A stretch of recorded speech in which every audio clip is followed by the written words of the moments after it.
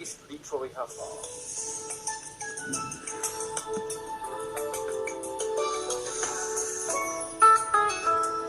In Literary Half Hour, we explore the ingenuity of creative writers and the artistry of their works. Literary Half Hour, an immersion into the literary world in Cameroon and beyond.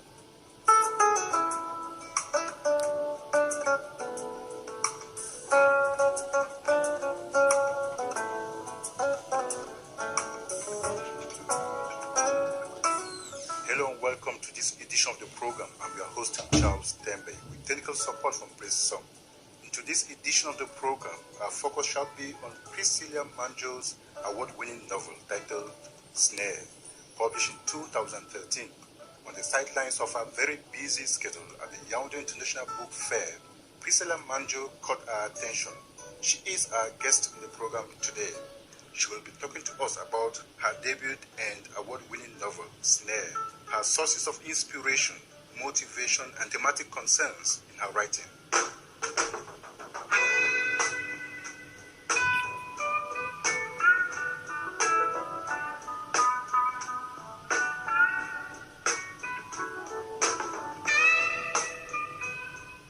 Dr. Priscillia Manjoh, we are honored to have you as our guest in the program today. Thank you. Snare is your first, right? Yes, it's my very first novel that I've published. Although I have some written works, but I decided to publish this one first. And for your first, it became a prize winner. And I see that on the published Miracle version of the novel, it is written there, the 2015 Eco Prize winner. Award winner, yes, 2015 Eco Foundation. When they were giving the prize to you, what did the jury say you did in that novel that deserved this prize? What was the citation? Yeah, this citation, they actually wrote that, so I can't really remember exact words, but they actually talked about the fact that it was a huge contribution to educating and creating awareness for the youth of my country, Cameroon. Okay. Yes, and they also looked at the cultural aspects in this book and saw it as a way of bringing the culture of our country to the limelight. Promoting the culture of Cameroon abroad. That's how they assessed. And so for you, what does this prize mean? This prize is very significant because it's very, very encouraging. Because before I started writing the novel, along the line, I actually had my country in mind. I actually had a kind of a patriotic feeling for my country and wanted to do something that will help the youths or those who are maybe ignorant about the life that we live abroad. And I was going to ask you, what inspired you? When I got to Germany, I realized that what I knew about the West and Germany, Europe, before going there was not what I saw. What impression did you have about the West, about Europe in general, before you left? Before I left, I thought that, in Europe, when I get to Europe, I used to hear my friends say they earn £1 million CFA per month for doing a little job and things like that. So I was telling myself, what would I be doing with £1 million? 500,000 francs will do, and things like that. So I thought there was money everywhere, that I would just get there, just get a job and just have life. I saw it as if I would be going to paradise. But when I got there, I realized that, I really felt disappointed, because first I saw that where my aunt lives, my aunt who used to visit us, she lives in an apartment.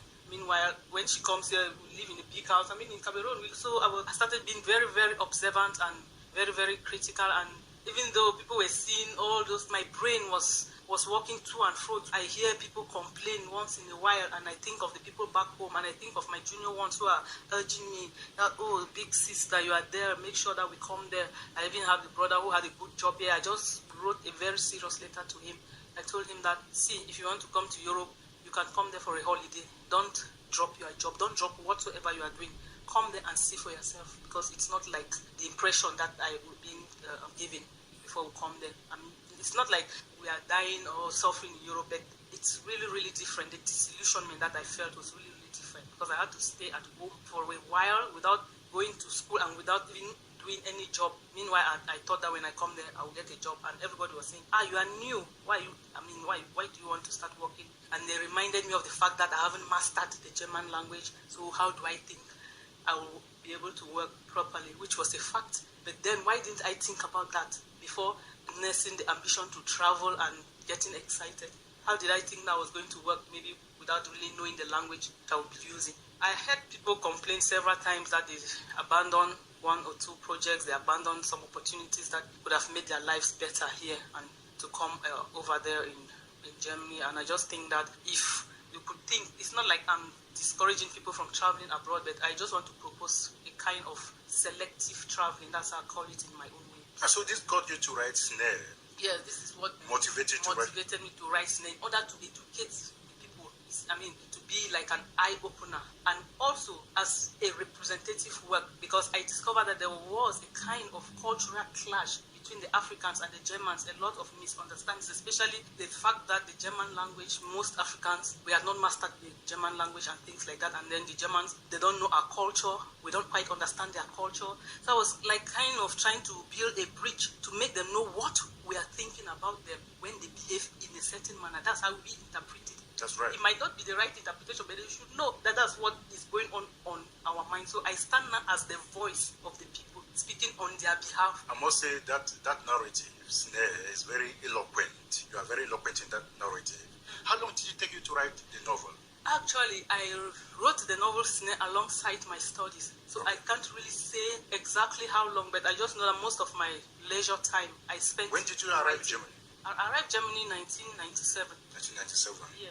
And Snare was published in 2013? 2013, but I didn't start writing immediately I arrived in Germany. I was observing and doing one or two things. I actually started writing Snare in 2004. 2004, I started the first draft, which I intended for a play or movie. I was like trying to make it in the form of a movie and things like that. I did the first draft, and in 2006 I gave it to my supervisor, Professor Drexler at the Potsdam University, where I did my master's studies. So I gave it to him. He said it was very interesting that he's seeing an African from nowhere writing this. He said I should be someone who is very, very observant. I'm writing something that it's obvious all of my other friends are not seeing what I'm seeing, so I should really have something in me that I should continue writing. 2006, I stopped writing and then I left it. Then, I just write from time to time, and then it came a time I said, maybe I should try and see if I could publish this work. So I started looking for a publisher. Now, what you are saying is, in writing this novel, it was not a continuous flow. No. You write, you have a break, yes, and probably you keep it some months after you come back to it, yes, and you continue the storyline. And then you created Jerry and Pamela. Yes, I created Jerry and Pamela, and I write in such a way that I allow the characters to develop on their own. Okay. I don't make any plan, like maybe take down notes and plan to write it.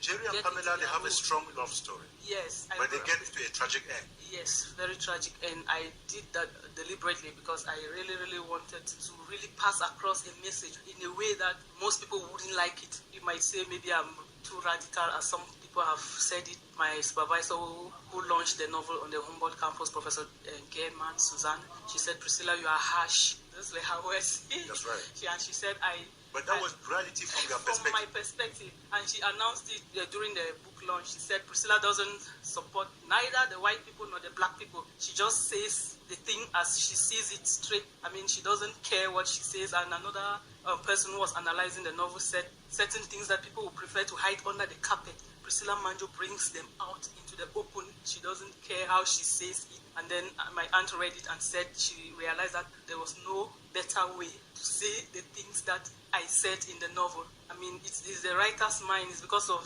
what was going on my mind. I mean, because the novel itself shows the state of mind of the writer. It has some autobiographical strains. Yes, and at least every Cameroonian will identify with something in the novel. Especially as you handle a very topical issue, immigration, bushfalling. Bushfalling, exactly, bushfalling. Because I remember bushfalling was really, really, a topic amongst youths in the late 90s, right down to the early 2000, when every youth, even up till now, yes, it's still very topical. Still want to go over there, and they still believe that it's all rosy. So it was really, really necessary for me to really bring out the other part of it, the reality, so that before you go there, you know what to expect, not just to think that it's all rosy, that you meet maybe money on the street and things like that. I mean, if you read the first page, somewhere I talk about the whole idea of patriotism. Yeah. Yes, that's actually what I really wish to share with the youths of... what are you saying about patriotism? I'm saying that we should be patriotic. We should consider...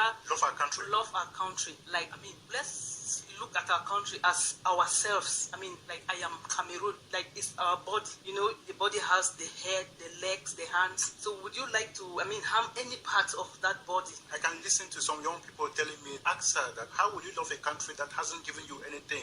Go to school, you finish school, you can't have a job, you are a burden to your parents, even after first, second, and sometimes third degrees, you cannot find a job, and you feel that you cannot make it in your own country. What would you tell young people who may be saying that to you now? I would try to encourage them to be as creative as possible, because there is this notion, I know job opportunities ought to be created by the state for the youth, but on the other hand, we could also become creative. It's not in every situation that we could sit and wait for jobs to be offered to us. There are many ways to get creative. There are many ways in applying what we have studied. For instance, like I'm doing creative writing, for instance. That's the right. closest that I can say right now. I'm doing creative writing. I'm trying to make a movie to still continue to educate the public. I'm trying to sensitize the public. I'm trying to encourage 1 or 2 non-governmental organizations. I've been met by 1 or 2 youths who are telling me about their projects which they think they can get into and asking me what I think about it. I'm very positive. I welcome them and trying my best to see how I can advise them and also be of help as much as possible to them, because I see that they are beginning to think that they could do something for themselves and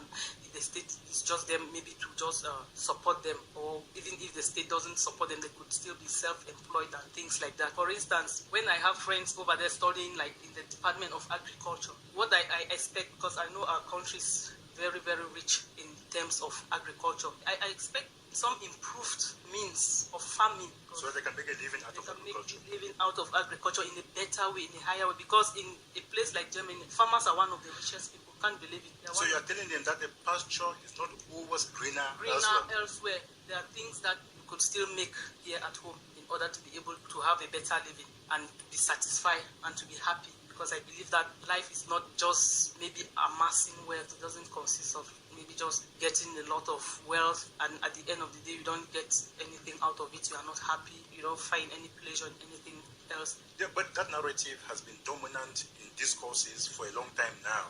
What about the young people who are looking at you and say, well, Priscillia Manjoh left Cameroon probably with a BA. She's coming back home with a PhD. She's met her life, she's happily married, and she's made it there. Why is she telling us not to dare? Not to dare. I'm not like discouraging people who think that they could go, maybe say to a place like Germany, to go and study and have a degree and make their lives and come back home. But they should know where they are going to. That's right. Yes, and they should know why they are going there. You should have a purpose. For traveling. You should have a purpose for traveling. At the time I had my BA, I would say I wanted to continue. I wanted to have a master's degree and things like that. And as far as I can remember, there were not many master degree courses then in Cameroon. I wanted to go to Nigeria, but I just thought, there was this whole talk about going to Europe and things like that and working at the same time. So I thought, I told my dad that no, I'll preferably go and continue my studies in Europe and things like that, thinking that it would even be easier for me. I just want them to know that it's not as easy as one thinks. Yes, and amongst all of us who went there at that time, it's only very few of us who made it to this point. Many people I know of, they lost their student visas and they became stranded. Some traveled to the USA, some traveled to England to seek asylum. So you can imagine what they went through trying to escape patriation and things like that.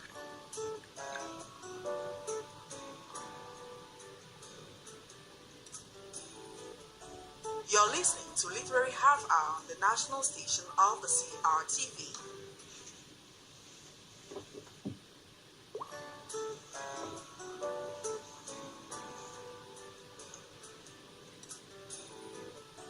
You're listening to Literary Half Hour on the national station of the CRTV. Let's talk about Snare. How has this novel been received over there in Germany? So far in Germany, when the novel came out, I had the book launch and I was very impressed about the turnout because, so many people came for the book launch and I had some very positive remarks and many people told me that people have been launching books, especially in the faculty, they haven't had that kind of population before because there, I don't know about now, but there was rarely any novel written like this from the perspective of the Africans, and it was an opportunity for an African to take the voice, for an African to be given the voice to tell her own stories. Because That's right. if you reflect in the past, our stories have been told by other people. So I was saying that this is an opportunity for the African to tell her own story, whether the story is good, whether the story is bad, but we are the ones telling our own story. So it's a very, very important thing that we are the ones saying it now. And there are certain things that I realize that even the Africans who are there, they welcome the book, they like the book, even though there are things inside which I thought maybe might annoy a lot of them. I realize that it's because it's one of them speaking. That's right. So they know that the intention can never be negative. I can even be maybe reproaching them, but for a positive reason. I can even be telling them things that are hard, in hard terms, but it's for a positive purpose. So they felt it that way, which I really, really appreciate it, because that's actually the aim of writing. I wanted the Germans to know the sort of things that the Africans go through just to ensure their stay in that society, so that they can improve also on some of their legal systems and things like that.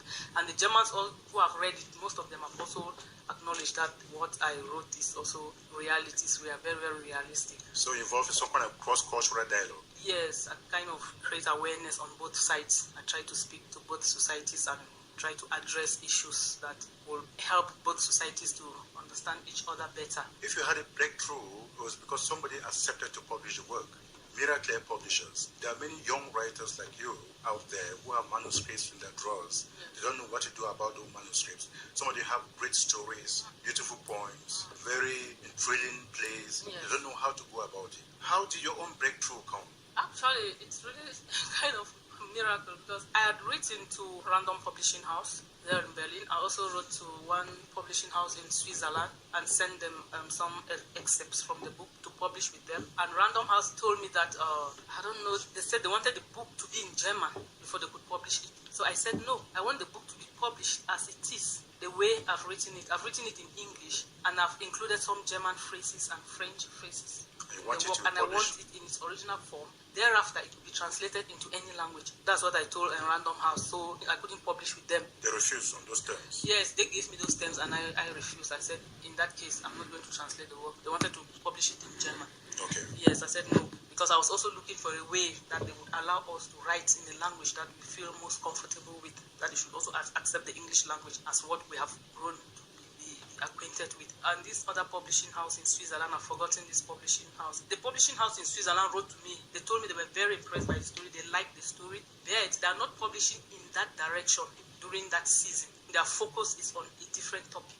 That's right. So they cannot publish. I should wait. I told myself that I cannot wait. I want to publish this work now. I have to move forward. I have to move to the next work. I have to start concentrating and seeing how I can put some other things together. By then I was thinking about the film Suki, which I also started writing the film script and thinking of seeing how I can start to produce it. So I was still very disturbed. I didn't want to wait. So how did Miracle come in? So I just tuned CRTV. These are CRTV. CRTV. And you received CRTV online? In Germany, in Berlin, lying on my bed, just playing with my laptop. I just said, I want to listen to some Cameroon news. Honestly, I'm not just saying that because I'm sitting here in front of you. So you're very grateful to CRTV? Yes. I'm not saying that because I'm giving this interview over CRTV. I don't know what prompted me. That's why I'm saying it's a miracle. That is God that told me that go. I was on holidays in Bruges, in Belgium, and I was with a friend. The friend told me that he always listens to CRTV news. So I said, give me the website, give me the address, so that sometimes, because I like to keep close home, I like to get the feel. That's right. Yes. On that evening, I was just going through my papers. Then I said, this is the address. I said, let me listen to something. And I heard Louisa. Okay. Giving an interview on CRTV talking about a new publishing house, Miracle. I immediately copied down the address. And somehow, after I got that information, I was listening to the news. Immediately I got that information. It's as if I was waiting for that information. Somehow, after that, I just stopped listening to news. My time was even up also. I had to do some other thing. Then I kept the address there. For some time, I didn't look at it. Then later on, I said, hey, let me check this website. So I Googled Miracle and wrote to them and made contacts, and they accepted to publish the work because they are really interested in publishing Cameroonian works and things like that. So I was really very happy and also grateful to Miracle that they accepted to just publish the work as it is. And you are writing a novel about bush falling, about immigration, and then you got it published published by Miracle, based in the United States. The book is not available to Cameroon. Your target audience are the young people back in the country. How do you get it here? Okay, what I did was I brought the books and I gave a copy to the Ministry of Culture, and I'm also trying to appeal to the Ministry of Culture maybe to have some copies in the national libraries. That's right. Yes, and then I also intend to do a reprint? A local print. Okay. Yes, I intend to do a local print, and I have met some printing houses to try to assess the prices in order that people, especially young people, be able to buy. And then I've also gone to some places in Germany to seek for subvention. That's right. Telling them that this is a work that I want to take to my country, and the young people especially will not be able to afford it at this price. So I want them to give me some money for printing so that the young people can have the books at the very low cost. So those are the efforts that I'm making to get the book to the public. That notwithstanding, I've also signed out a lot of copies to young people as far as I can afford. I've given out a lot of free copies because I want to share this knowledge. I want them to really read. But the greater impact will come when the local reprint is done. It's done, exactly. When the local reprint is done and maybe supplied to the young people. When's the next novel coming up? That's a very interesting question, because presently, like what we require in the Humboldt University, when we write our dissertation, we're supposed to get it out in print form. So presently, I'm working on the publication of my thesis, whose title is on representations and renegotiations of the nation, the issue of nationalism and things like that. So I'm working on that. Immediately I'll publish my thesis. That's when I'll get back to this second novel, which I'm working on. So for now, I can't say definitely when it's coming out. Will still be on immigration issues, hopefully. Or something else. Or something much more Cambodian this time around. What I'm writing on, sometimes it's not long that I could even talk about Snare. Before, I didn't even know what I wrote. It's like I should ask you that, what did I write in Snare that on? Because I really need somebody to tell me. It's a strong love story about dash hopes and dreams. Okay. I need someone to tell me about Snare, honestly. And then the film. Yeah, the film Suki. Title Suki, that will be coming up in Cameroon anytime this year. Are you passionate about it? I'm passionate about it. Are you near completion? The film Suki is in process and wouldn't take much time to do the shooting, editing, and everything, because the groundwork has been set. And when we get to work, we take very less time. We're waiting. Yes, that will be the next one. That will be the grand premiere here. That's right. Yes. Okay, Dr. Priscillia Manjoh, it was an honor for me to have you in the program today. Thank you so much. It was my pleasure being with you.